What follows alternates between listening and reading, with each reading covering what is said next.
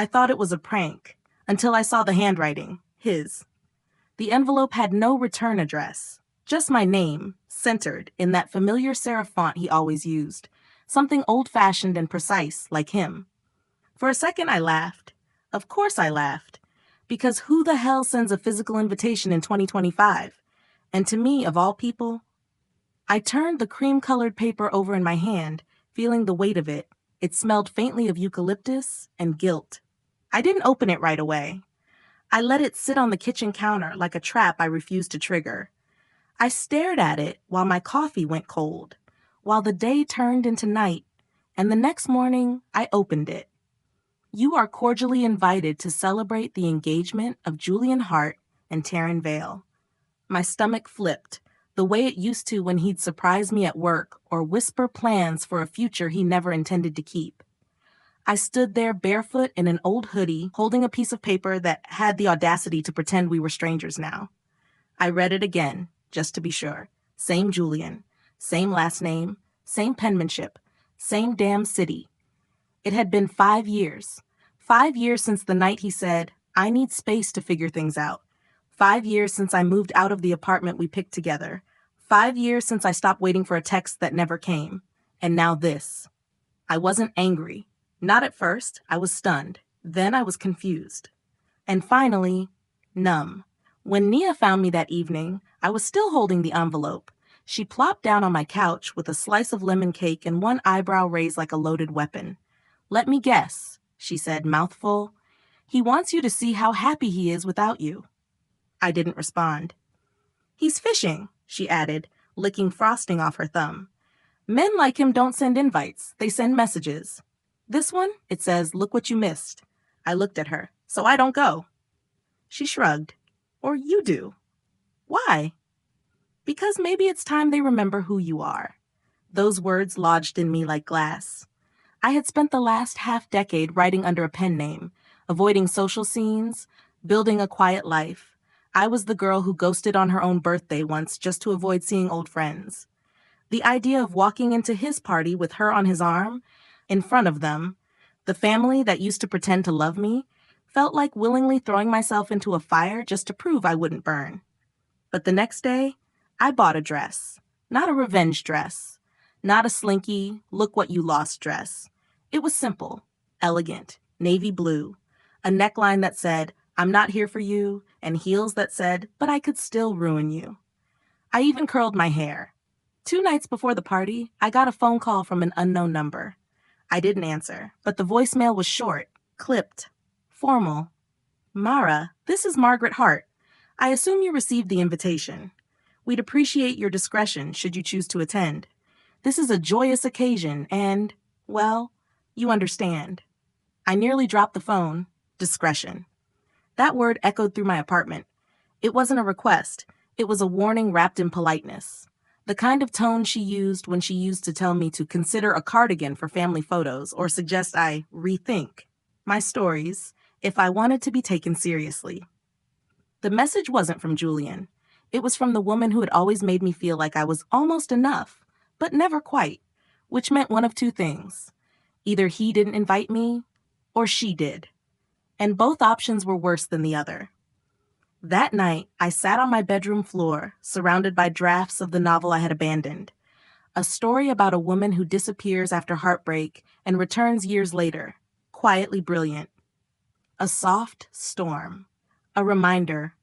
The story had stalled at chapter 12, the point where she had to make a choice, walk into the fire or keep hiding behind the ashes. At 2 a.m., I printed the RSVP card, signed my name, and slid it into the return envelope. I didn't check the regretfully declines. I checked will attend. And as I sealed it shut, a question burned in my mind. One I couldn't shake. If Julian didn't send this, then who wanted me there? And why now? She smiled like a queen, then called me his emotional charity case. The room didn't erupt in laughter. It exhaled it, like a long-held breath they'd been dying to release. Some covered it with tight smiles behind champagne glasses. Others let it spill out in sharp chuckles, bouncing off the marble floor and mirrored walls. But the moment that sentence left Taryn's lips, I stopped hearing the music. I stood near the bar, fingers curling tighter around the stem of a glass I hadn't sipped. The ice had melted long ago. Taryn looked radiant, I'll give her that. Her white dress was shimmering under the chandelier, her diamond bracelet catching the light like a weapon. She held the mic like it was her stage, like we were all cast members in a play she had written. "And of course," she said with a smile so wide it could slice, "we all know Julian's heart is so big. I mean, the man once dated a woman who thought writing trauma fiction on Reddit made her a healer." A few guests looked toward me. They didn't mean to. It was instinct, like watching someone flinch before a slap lands. I didn't move. My dress, simple navy, high neckline, suddenly felt like a spotlight. My heels rooted me to the floor. My skin buzzed with a familiar heat I hadn't felt in years. That sensation of being othered, of being observed, not seen. She kept going. "But every great man has a past, right? A charitable phase." She winked.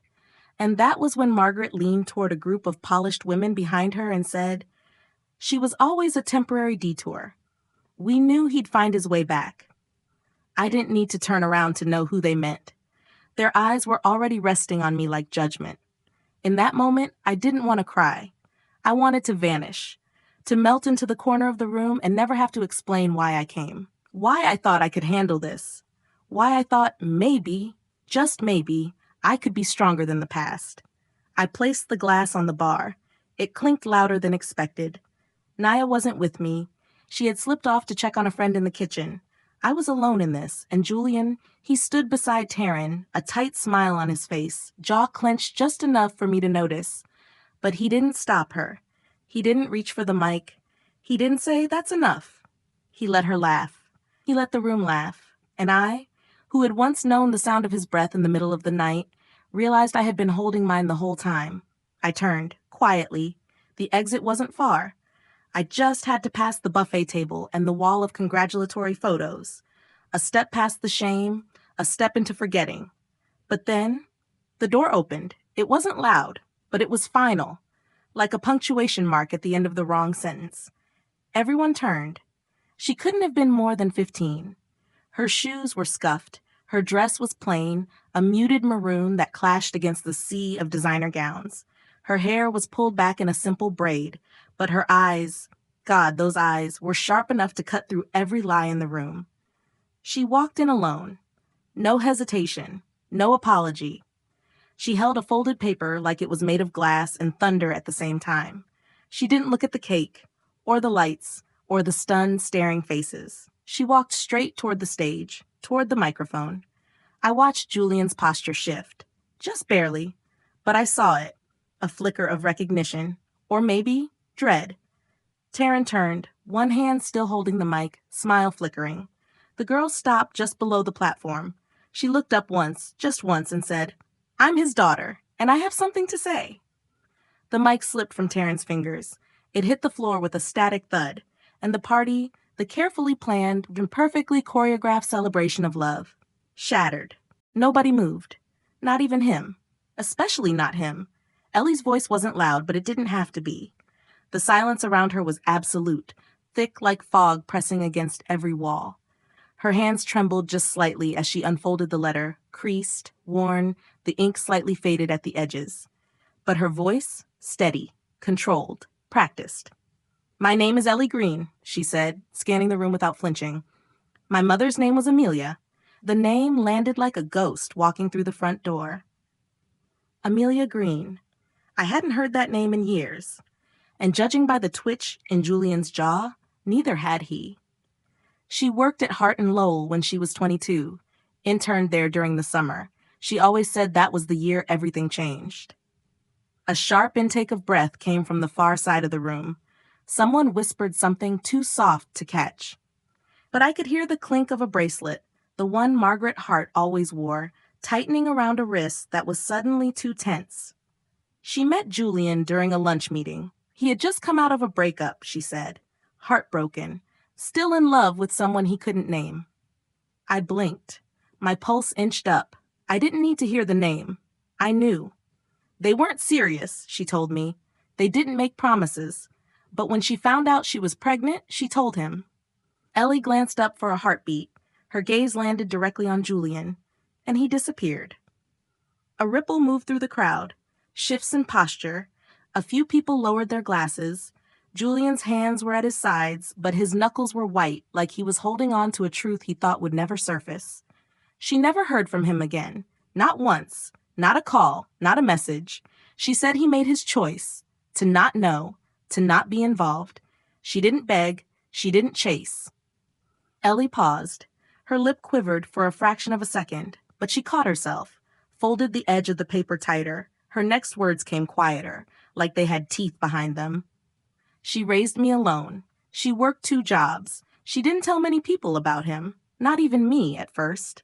But on my 12th birthday, I asked, I begged, and she told me everything. I felt the air drain from my lungs. Julian still hadn't said a word. Taryn stood frozen beside him, her expression slipping from anger to confusion to something that resembled betrayal.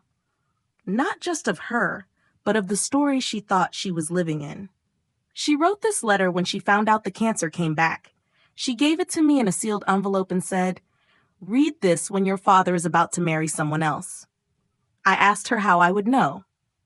Ellie's voice cracked slightly. She smiled and said, "You'll feel it, like the air shifts." I heard someone sniffle. Margaret? Taryn? I couldn't tell.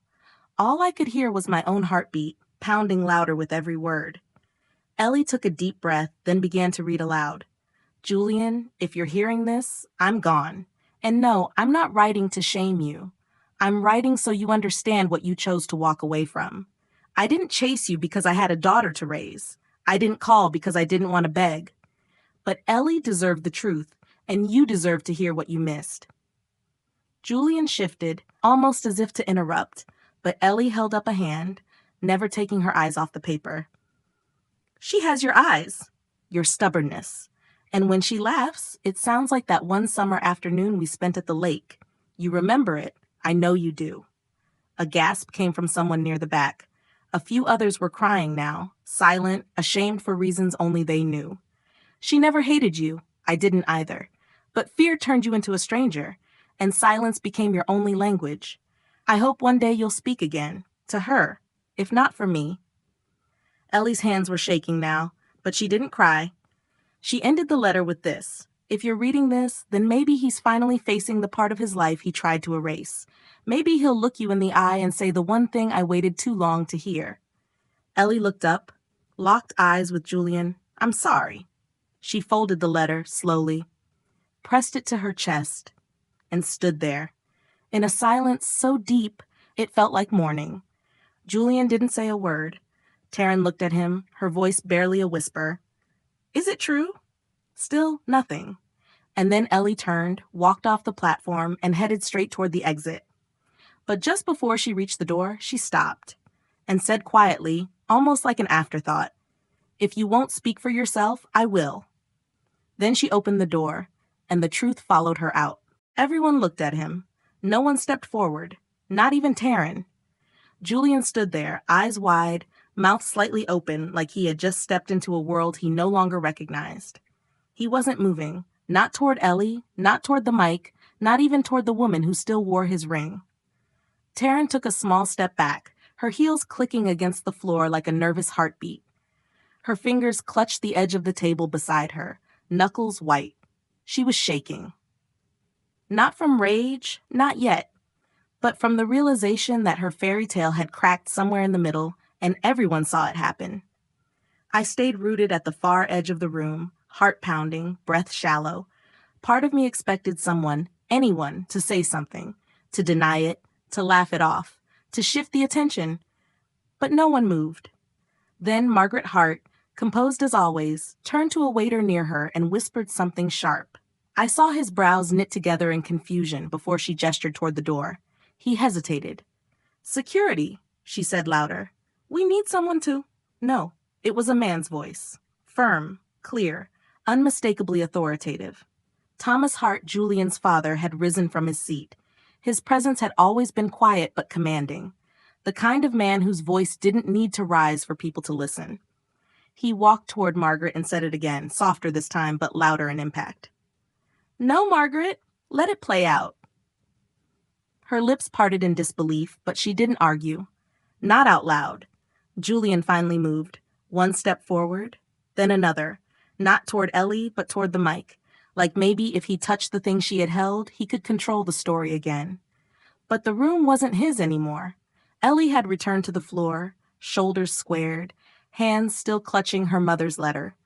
I didn't come here to ruin anything, she said to no one in particular, but everyone heard. I came because she asked me to tell the truth, and I did. Julian opened his mouth, closed it. His hands flexed at his sides like he didn't know what to do with them, like he didn't know how to exist in a space where he couldn't charm or explain his way out. He took another step toward Ellie. Wait, he said. Ellie, can we just talk? Alone, please. She shook her head, calm but resolute. Everything that needed to be said was in the letter. Behind her, Taryn turned toward him slowly. Her voice was tight. You told me your past was clean. I didn't think she'd... Julian stopped. It wasn't serious. Amelia and I, it wasn't. Real? Taryn asked. Her voice cracked like thin porcelain. Was she not real enough for you? Was Ellie? He reached for her hand. She pulled it away. The silence wasn't just awkward anymore. It was loud. It was devastating. And in that moment, I felt myself move. Not consciously. My legs walked before my mind caught up. I crossed the room. No one stopped me. Not even Julian. I walked until I reached Ellie's side. She looked up at me, confused. Her chin quivered, just a little. The bravado she'd worn like armor was starting to peel at the edges. I didn't say anything. I just took her hand. It was cold, but she didn't let go. The moment felt fragile and brutal at once, like we were standing in the wreckage of a house we didn't burn, but knew was never built right to begin with. I turned to the room, not for drama, not for attention, but because I wanted them to see. All of them. The people who once judged me for being not enough. The people who had laughed earlier, who had whispered. I wanted them to see that the girl they laughed at was still standing. And the man they praised, he was unraveling. Julian took one last look at me, desperation rising in his throat. Marai, no, my voice was steady. Not now. Behind us, someone knocked over a glass. The sound rang out like a bell. Taryn looked at Julian one last time. Her voice was quiet. Don't follow me. Then she walked out of her own party, but not before stopping by the guest book table, tearing out the page she had signed and folding it in half before slipping it into her clutch. Ellie squeezed my hand tighter. We should go, she said softly, but just as we turned, Thomas Hart cleared his throat. I think, he said, addressing the room for the first time, we all deserve to hear the rest. Ellie stopped, and so did I. He said he loved me. I said he loved how I made him feel less like a coward. The terrace was cold, not because of the air, but because of the silence. The kind of silence that comes after truth detonates. After masks fall and no one rushes to pick them up, Julian had followed us out there like a man chasing the last train of a life he thought he could still catch. His jacket was wrinkled now, tie loosened, hair out of place. He didn't look like the groom-to-be anymore. He looked like a man finally seeing himself without the lighting. Mara, he said first, voice soft, like a boy asking forgiveness in a language he never learned properly. Please, just let me explain. I didn't move. Ellie stood beside me, arms crossed, chin lifted. I never meant for any of this to happen, he continued. Not like this. I was young. I was scared. I didn't even know what to do when Amelia told me she was pregnant. My whole life was... Perfect? I interrupted. He blinked. Scripted? I added. Planned down to the monogrammed napkins and curated grief? He took a step closer. I didn't have anyone to talk to. You had me. That stopped him. For a second. You had me, I repeated, calmer this time. And when I broke, you said you needed space. But it wasn't space you wanted. It was escape. His lips parted, a protest forming. But I didn't give him the chance. You didn't disappear because you were overwhelmed, I said. You disappeared because she didn't fit the version of yourself you were trying to sell to the world. You chose your image over your integrity. He looked at Ellie, maybe hoping for sympathy, maybe hoping for anything. I didn't know what to do, he said, quieter now. I was being crushed from every side, by my parents, by the firm, by this world that has no room for mistakes. Ellie stepped forward. You were 30, she said evenly. She was 22. She carried me through chemo appointments and graveyard shifts and birthdays, where I asked why you never showed up. He opened his mouth, but nothing came out. You had 15 years, she continued. Now you want 15 minutes? The words hung in the air like frost. I saw his shoulders sag just slightly. I thought I'd have time, he whispered. I told myself I'd reach out someday, that I'd find her when I was stable, when I was ready. She died, Ellie said flatly, while you were getting ready. He closed his eyes. Pain flickered across his face. Real, maybe, but far too late. I didn't know, he said. I didn't know she was sick. That's the point, I told him. You didn't want to know. Footsteps approached from behind. Soft, deliberate, unmistakably familiar. Taryn. She stood still for a moment, then walked past the threshold like she wasn't sure the earth would hold under her anymore. Her eyes were red, but not from crying. From fury restrained beneath composure. She looked at Julian. You didn't lie to me, she said, her voice deceptively calm. You erased yourself from who you were, and let me fall in love with the vacancy. He stepped toward her. Taryn, please. She raised a hand. Don't, she said. Don't tell me you loved me, because the man I loved would have never left that girl behind. The man I loved didn't exist. Julian swallowed hard, looked at both of us. At the past and the future he tried to bury under prestige and good intentions. Then he looked down. I want to fix this. Ellie shook her head. You can't fix what you abandoned. You can only face it. He looked up. Then tell me what to do. And for the first time, Ellie's voice wavered. Nothing, she said. You don't get instructions. You get consequences. A breeze moved through the trees, rustling the leaves like applause for a performance that had reached its truth.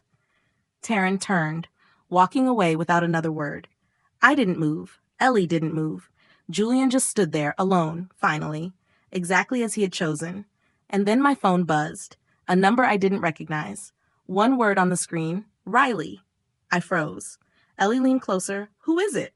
I stared at the screen, breath catching, and whispered, someone who should have been gone. The girl they pitied, the woman they dismissed, walked away holding the truth by the hand.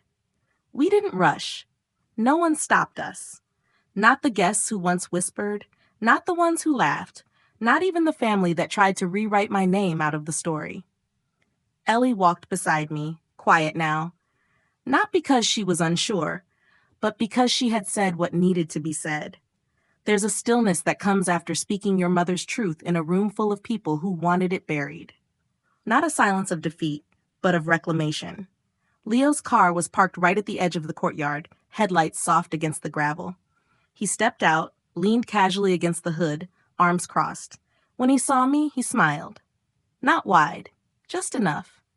I knew you'd rise, he said, and for the first time in years, I believed it. Ellie reached into her small canvas bag and pulled something out. A photo, creased at the corners, faded at the edges. She held it out to me like it was something sacred. My mom told me, she said, that if I ever met someone brave like her, I should give them this. I took it. The photo was simple. Amelia, smiling in a yellow sundress, holding baby Ellie against her chest. There was a peace in her face, but also weight behind her eyes, a kind of knowing, the kind you only carry when life hands you more than you ever asked for and less than you deserve. She would have liked you, Ellie whispered. I nodded, pressing the photo gently to my chest. I wish I'd known her, I said. You did, she replied. You were just on opposite sides of the same silence. The wind picked up then, just slightly. I looked back once. Julian stood by the terrace door, watching. He didn't move, didn't call out.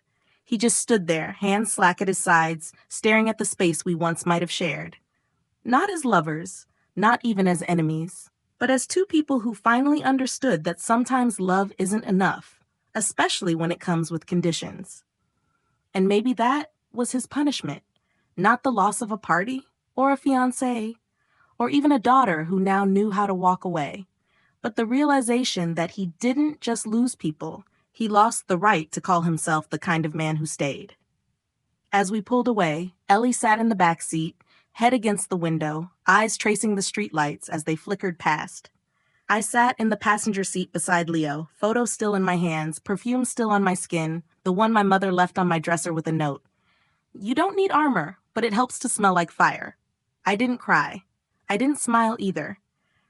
What I felt was something quieter, steadier, not closure, but clarity. I used to think survival meant pretending the pain never happened, but it doesn't. Survival is carrying it without letting it define you. And sometimes, healing doesn't come wrapped in apology or justice. Sometimes it's just a hand in yours, a door you finally walk through, and a truth that no one can take back.